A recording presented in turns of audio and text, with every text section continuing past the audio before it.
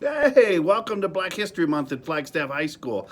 I'm just going through Yelp. I'm thinking about doing a trip, spring break, maybe driving to Texas, see my son or something like that. Just going through, looking for a good place to stay. Maybe in Albuquerque, I see. Maybe stay the next night in Amarillo, big 72-ounce steak. So Yelp's kind of cool. It tells you all about that. But there was a kind of a Yelp in 1930s, 1940s, 50s, even into the 60s. It was called the Green Book. And it's said to have saved thousands of black American lives as they navigated the roads and cities across the United States. On the front cover was the motto, "Carry your green book with you. You may need it."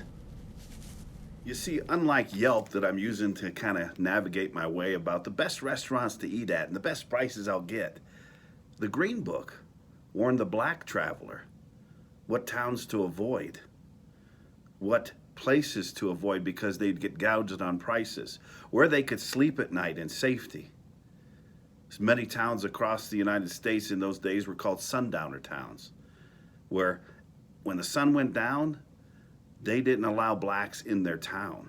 Sometimes they were escorted out by police, but sometimes they were escorted out with violence.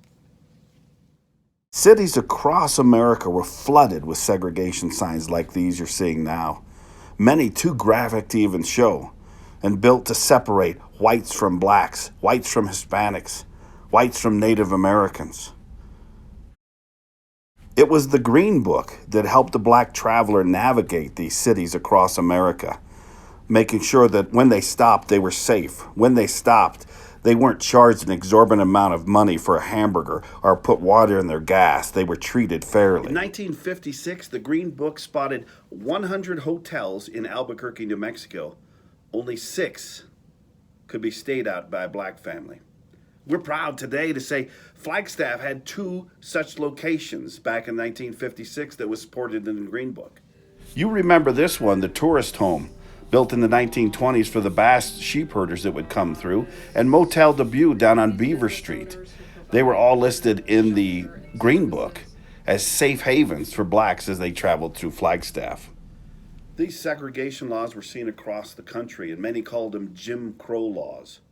They created such racial tension in America that they even created separate political parties like the Dixiecrats. You can read about those guys that wanted to make sure that blacks and whites stay separated. It was hatred that wrote the Jim Crow laws. For instance, from Alabama in the 1930s, "It shall be unlawful for a Negro or a white person to play together in the company with each other in any game of cards, dice, dominoes, or checkers, insinuating cheating is going to happen. It shall be unlawful for any white prisoner to be handcuffed to a Negro prisoner.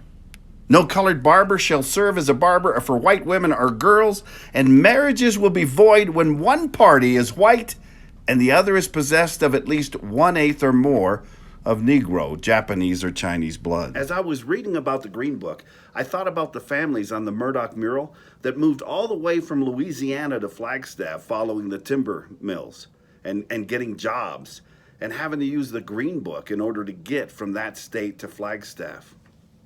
I'm thankful that we can talk about those things, and I'm hopeful that you'll continue to join me in creating this culture of climate at Flagstaff High School that will feed out into our community as well. Welcome to Black History Month at Flagstaff High School.